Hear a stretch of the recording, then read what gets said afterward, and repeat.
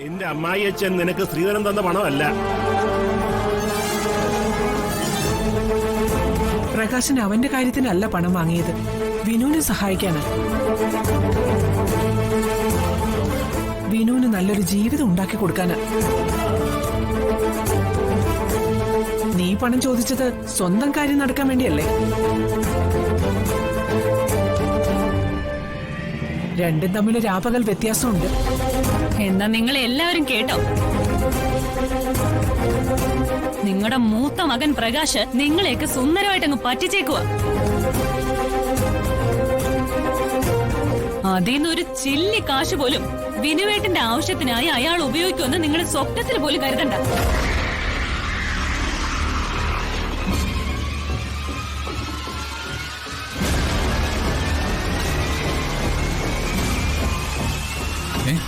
എന്താ എന്താ ഇവിടെ ഒരു ബഹളം?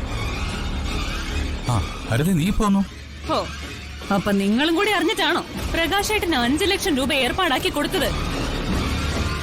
അച്ഛന്റെ ഇൻഷുറൻസ് തുക അച്ഛൻ ഇഷ്ടമുള്ളവർക്ക് കൊടുക്കും. അതിന് ബാക്കിയുള്ളവർക്ക് എന്താ എത്ര കാര്യം?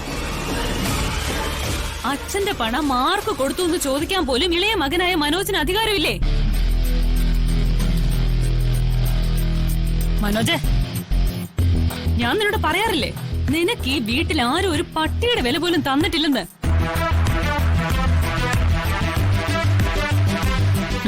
വന്ന് കേറിയവരാ വീട്ടിലുള്ളവരെ ഭരിക്കുന്നെ.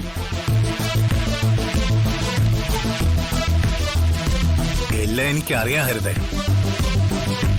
ഈ നിൽക്കുന്ന എന്റെ ചേച്ചി അബോധാവസ്ഥയിൽ കിടന്നപ്പോ ചതിച്ച് താലി കെട്ടിയവനാ നിന്ന് ന്യായം പറയുന്നത്. ജോലിയും കൂലിയില്ലാത്ത അളിയൻ എന്റെ വീട്ടിൽ വന്ന് ഇവളുടെ ജീവിതം കൂടി നശിപ്പിച്ചില്ലേ? അതിനെ ഞാൻ പ്രതികാരം ചെയ്താണെന്ന് കൂട്ടിയാൽ മതി. ഇപ്പോഴെങ്കിലും വന്ദനേച്ചിക്ക് മനസ്സിലായാലോ ഇയാളുടെ ഉള്ളിലിരിപ്പ്? വന്ദനേച്ചോട് കാണിച്ച സ്നേഹമൊക്കെ വെറും കാപട്ടിയായിരുന്നു ഇപ്പം ബോധ്യായില്ലേ? എനിക്ക് വന്ദനയോടുള്ള ആത്മാർത്ഥത എത്രയാണെന്ന് വന്ദനയെ ആരും ബോധ്യപ്പെടുത്തി കൊടുക്കേണ്ട കാര്യമില്ല.